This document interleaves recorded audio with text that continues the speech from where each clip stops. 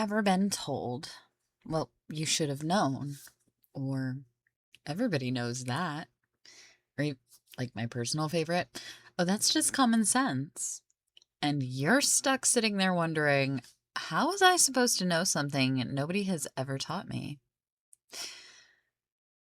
I think most of us have experienced that feeling at some point in our lives, whether it was during grade school or, a new job, parenting, definitely in parenting for me, college, and, life in general. New things come along all the time and you're just hit with it. But somewhere along the way, we wind up being handed this invisible set of expectations, and we're somehow expected to know the rules and how to play the game.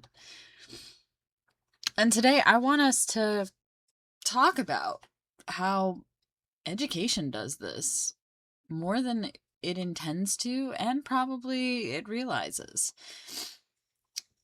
And that's because every classroom teaches two lessons: the one that we planned and the ones that our students are actually experiencing. Hello, everybody. Welcome back to the Human Classroom. It's episode 9. We're talking about curriculum, inquiry, and everything in between. This episode is the lessons that we plan and the lessons that students experience. Today, we're going to do more of a deep dive into hidden expectations, those unwritten rules and the assumptions we don't realize we're making. And sometimes how the biggest barriers to learning aren't the concepts that the teachers are teaching, they're the expectations that have been forgotten and left unexplained. Before we jump in today's conversation, though, I want to give you a couple of quick, wonderful updates. One of the big ones is that I will be relaunching my website under the scenic route, which has been always a space where my design work and theater work has taken place. But if you've listened to this podcast for the time that it's been going, you've probably heard me talk about all the way that this branding and the scenic route has really been a part of my life. And this website is now becoming a home for all of the different paths my work has taken me and how they all have something to do with each other and kind of Venn diagram together. See, the Human Classroom will live alongside my scenic design portfolio, some of the artwork, curriculum work, professional development, journal publications, research, teaching resources, and YouTube fodder that I make for you all to enjoy and engage with. That way you don't have to drudge up the dregs of the internet to find anything that I've been working on. You can go to one spot and see what publications are available to be read or what new conference crazy I have going on. I'm aiming for a soft launch in the next few weeks, so keep an eye on our Facebook community as I start sharing some sneak peeks and updates. I'm really excited. I've been working really hard on this. I did not hire a web designer this time, so feedback is always appreciated. This is episode 9. We're starting guest conversations. One of my goals for this podcast has always been to be more than just my voice. I want to hear from you. I want to hear from the educators, parents, artists, students, caregivers, anybody whose life has been shaped by learning. If you've ever thought when listening to this podcast, I'd love to chime in or tell part of my story, I want to hear from you. I don't need you to be an expert in education. I need you to be a human being willing to have an honest conversation, because education and its future belong to all of us. But enough of that. All right, let's get back into today's conversation, okay? So One of the things that I continue to notice as I take this path through education is that education changes its scenery, but it doesn't always change its habits. And I can say this because, like, I've taught preschool, I've taught college, I've mentored and taught 4-H all through the middle grades. I've spent years in agriculture showing livestock and working with horses, and I've worked in theater for more than 2 decades. Those worlds look incredibly different when you line them up all on the surface. Different ages, different subjects, different goals, different environments. And yet, they all still have something surprisingly similar. All environments carry hidden expectations, rules that everyone assumes that you already know, skills that are never like explicitly taught, and traditions that get passed down through phrases like, that's just how we've always done it, or everyone knows that, except everybody doesn't. And this is where I want to have this conversation today, because I don't think that hidden expectations are inherently malicious. They're not. Nobody means to just surprise people or hide things. And I don't think teachers wake up in the morning thinking, "Oh, I'm going to get them. How can I make learning more confusing today?" Honestly, I know they don't, because that's not how I think about it. I know I'm not the only one. Honestly, it's quite the opposite. Many educators are incredibly thoughtful. They work hard, and they're juggling impossible demands outside of just meeting the needs of their students. And the real truth is we're human beings. Every single one of us has blind spots. Every one of us has knowledge that has become so automatic we've forgotten what it feels like to not know it. That's true in theater and in farming and in higher education and in preschool. And it's true in almost every profession I've ever stepped into. That's one of the reasons I spend so much time talking about neurodiversity and accessibility and creating entry points. And it's not because neurodiversity is some kind of trend or a buzzword fad that I'm trying to jump on. And it's certainly not because I think it only applies to a small group of people. It's quite the opposite. I think one of the most beautiful things about being human is that no two brains are exactly alike. We all notice different things, and we have ways of solving problems differently from the person next to us. We tend to organize information differently. We can communicate differently. We create differently. We learn differently. And that's not a flaw. I think it's one of humanity's greatest strengths. The problem isn't that our brains work differently. The problem is that education has often treated one way of learning as the right way, and everything else is a variation that needs to catch up with it. We've been asking ourselves the wrong question. Instead, as teachers, when we ask, why doesn't the student learn the way I teach? We should really be looking at it as, how can I design my learning and systems for learning so that people have a way into it? It's a very different conversation when you think about it. And it leads us to some things that I keep wrestling with in my own research this year. The more I study curriculum, the more I realize students aren't just learning our content as we write it. They're learning our assumptions. They're learning our routines. They're learning the expectations we never realized we're teaching. And sometimes those invisible lessons are often the curriculum students remember the most. And once you realize that, of course, more questions follow. But let's go back here. What do I mean when I say they're learning our assumptions and our routines? You're teaching a class where you say every voice matters. Yet you only call on the same students over and over again, regardless of whose hands are raised, because they're a sure thing. You know, they've done the readings, they have something to say that aligns with what you're teaching, they tend to not go off topic, whatever. Quietly, you're teaching the others that only a few voices matter. You are teaching a class and you say,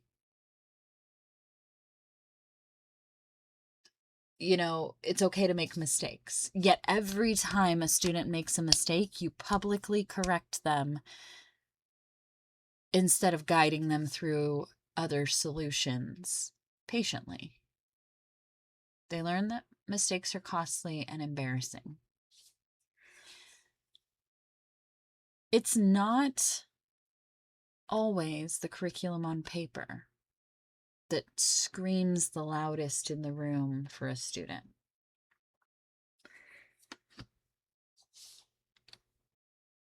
So, you know, this goes even deeper, okay? Let me give you some other examples. Imagine walking into your very first theater rehearsal. Everyone else seems to know where they're standing. They know what they're supposed to do. They seem to know whatever this spike tape is called and are where they're supposed to be. And they know why someone is asking for a ground plan or, you know, whatever various vocabulary that you're just expected to know. And nobody explains any of it to you before you walk in this class, right? That can be frustrating. Maybe you're a brand new college student and your professor says, make sure your paper is scholarly. What does that mean? What do you mean sources? How many sources? What kind of sources? What does scholarly writing actually sound like? You've never done it before. It's not a silly question. It's an honest one. Or how about this? Maybe you're 5 years old and it's your first week of preschool. The teacher says, okay, everybody line up. But no one has ever explained what standing in a line actually means. There's nobody else to stand in line with at home. How close do I stand? Do I have to be quiet? How quiet? What happens if I forget to be quiet? Am I going to get in trouble? Am I going to get sent home? Are people not going to like me? How do I know when it's my turn?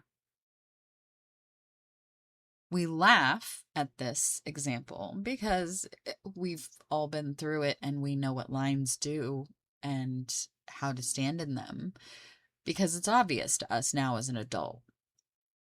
But they're only obvious because we've practiced them thousands of times. And that's, you know, the thing about expertise. The longer we do something, the more invisible our own knowledge becomes. And I think that's where many of these educational problems really begin. And it's not because teachers don't care. If I have another person tell me how much a teacher doesn't care, I'll scream. And it's not because students aren't trying. Also, don't tell me that baloney either, because everybody thinks that nobody cares about what the other person is doing. And that's not the truth. It's because somewhere along the way, we stop seeing all the tiny pieces of knowledge that we've internalized. It becomes rote memorization and kind of a knee-jerk reaction to follow up with each thing. Oh, we're standing in a line. I follow, I quiet, I stay behind the person in front of me, and I wait my turn. Oh, yeah, that's been happening for 36, 37 years of my life. We forget what it feels like to be brand new at something. Sometimes we forget what it feels like to walk into a room where everybody knows the dance but us. And when that happens, we unintentionally start teaching two different curriculum.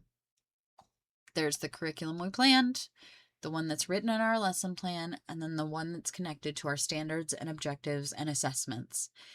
And that one is the easy one. That's the one that we've worked on for so long. But then there's the other curriculum, the one that's never on paper. It's the curriculum of assumptions, of routines, of expectations, of unwritten rules. And students are learning both of them always, all the time. So then we, as instructors, need to be asking, are we paying attention to both? Over this last year, especially this summer, this has becoming a large question in my own work, not just as a teacher or as a doctoral student, but as someone really trying to understand what the separation of difficulties and rigor and accessibility and all of these things mean to the community. So this summer, I really started wrestling with this simple idea that not every struggle that we have teaches.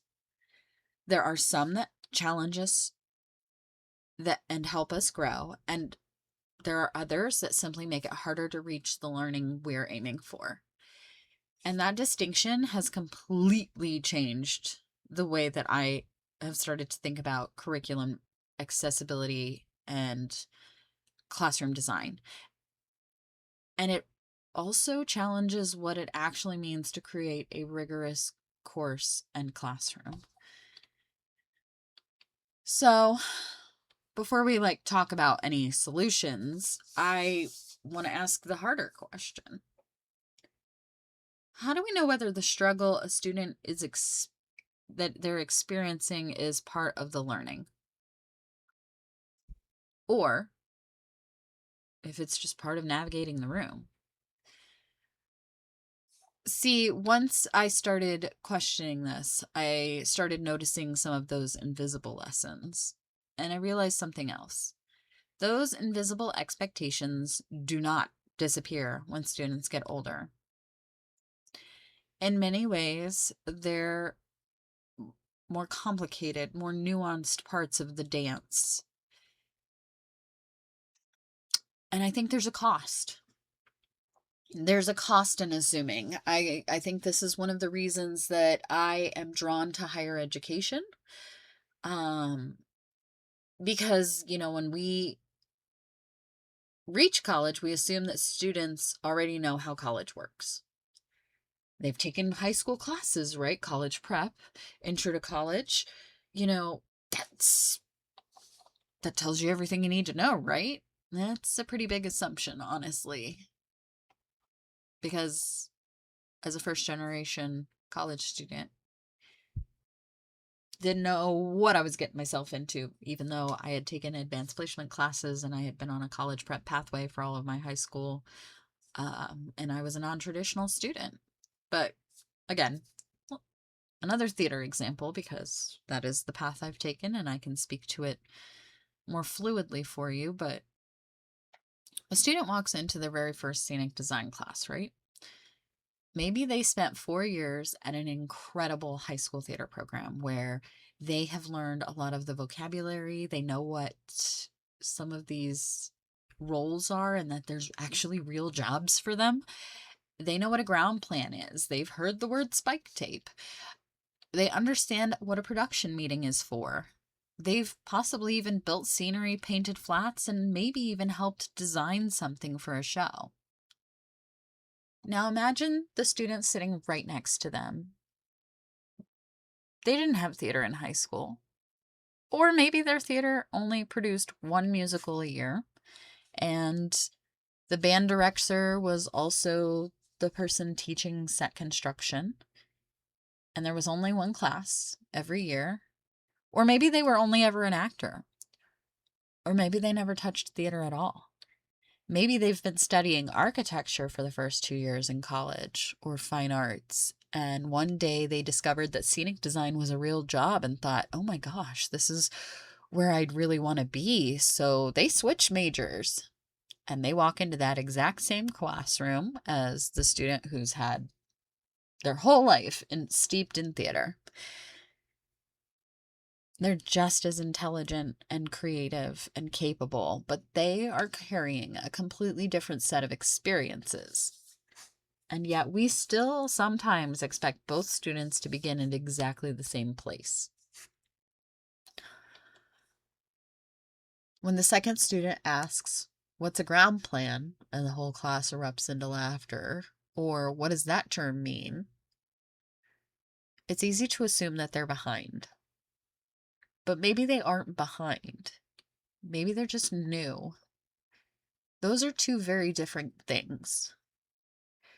Being unfamiliar with a profession isn't the same as being incapable of learning it. We know that. And sometimes education confuses those ideas more than we'd like to admit. And I've seen it. I've seen it in theater. I've seen it in education. I've seen it in agriculture. I've seen it in grad school. Every field has its own colloquialisms and language and slang and jargon and terminology. It has its own customs. It has its own shorthand. It has its own invisible expectations of things that you should just know. And after enough years, the experts stop noticing that they're invisible. Because to them, it's obvious. It's obvious. Let me say that again. To them. So, what feels like common sense to someone with 20 years of experience definitely may feel like a foreign terrain to someone who's never experienced it before. And we don't want to assume and make that mistake of assuming that people who are unfamiliar are incapable. We don't just create confusion, it creates shame. And students begin to believe in the fact that they're behind, that they may not be cut out for it, that everyone else somehow gets it and they're just not good enough. When often, all that they needed was someone willing to explain those rules to them. The rules of the room, the language, the shorthand, the quick cheat sheet that everybody needs. Because here's something I believe very deeply. There is no prize for making students guess.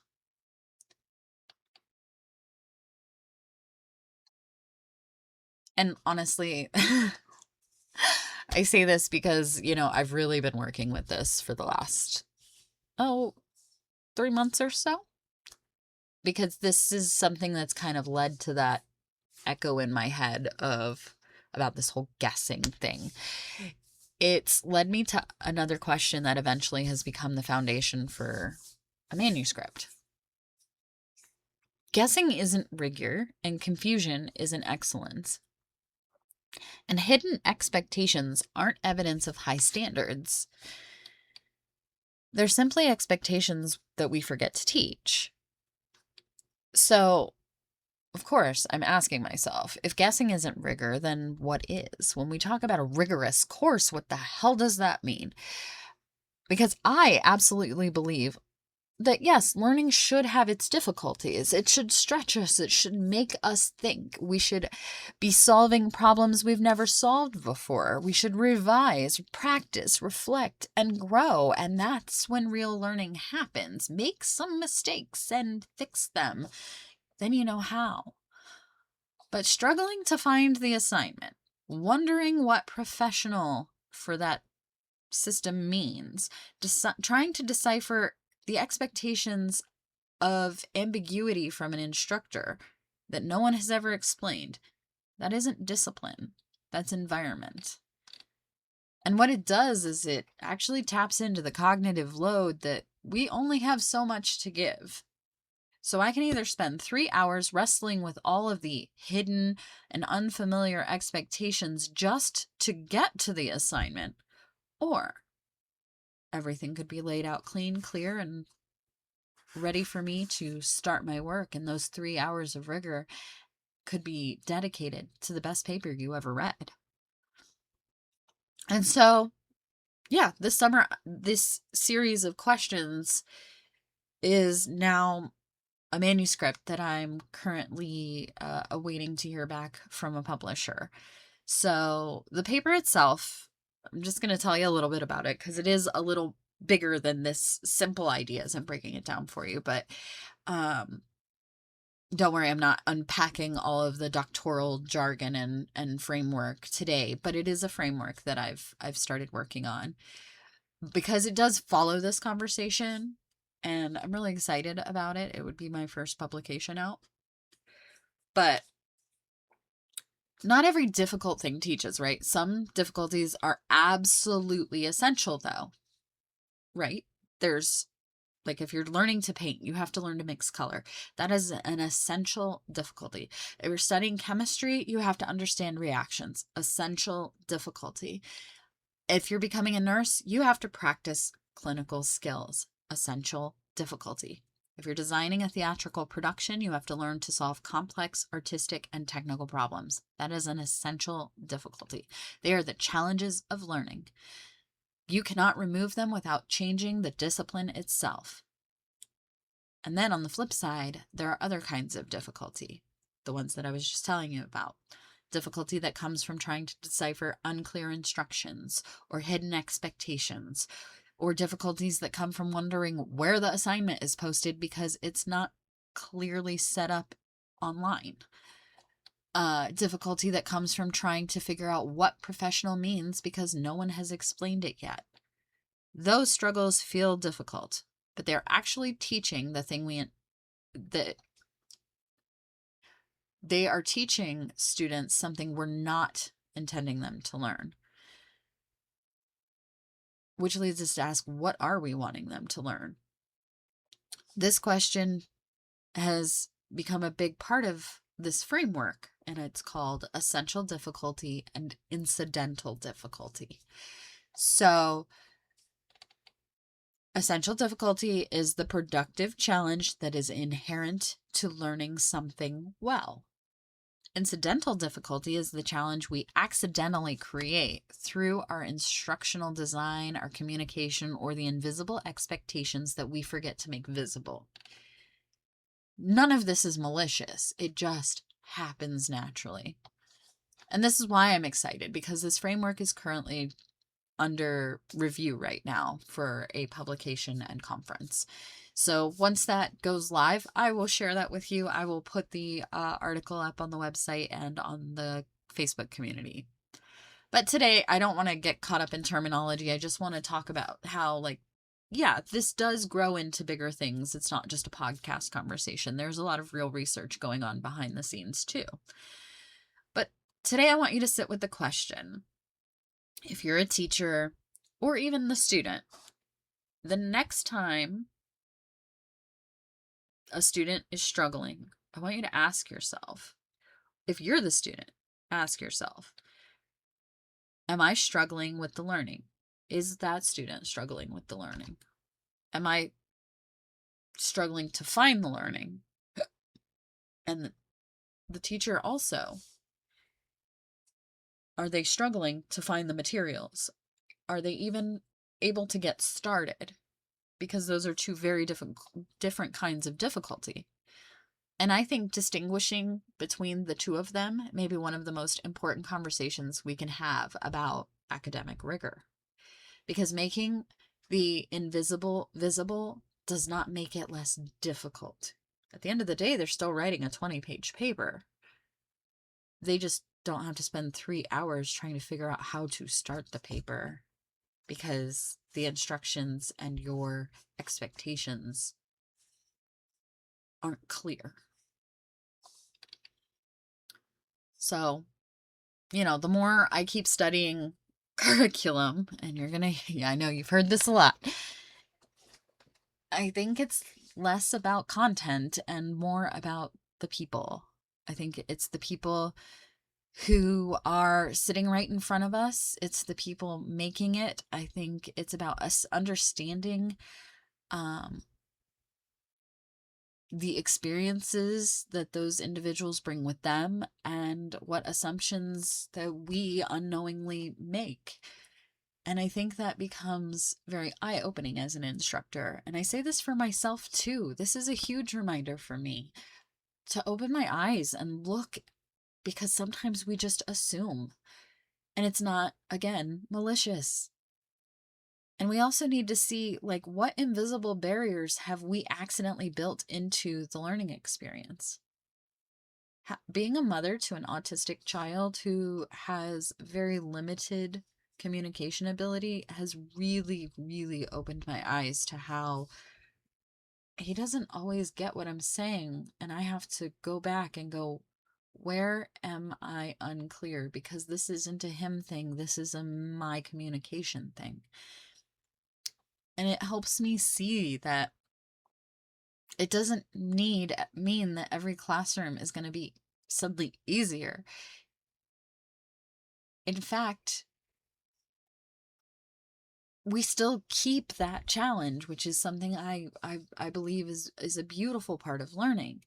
Students should wrestle with the difficult ideas. They should revise and struggle and practice and fail and reflect and grow. But we do have the responsibility to ask the simple question, is this struggle helping someone learn, or is it making it harder to reach the learning? And the more I've taught, the more I've realized that great teachers aren't just experts in their subject. They're observers. They notice confusion before it becomes shame. They recognize that the question the student asks is often pointing towards something much bigger than itself.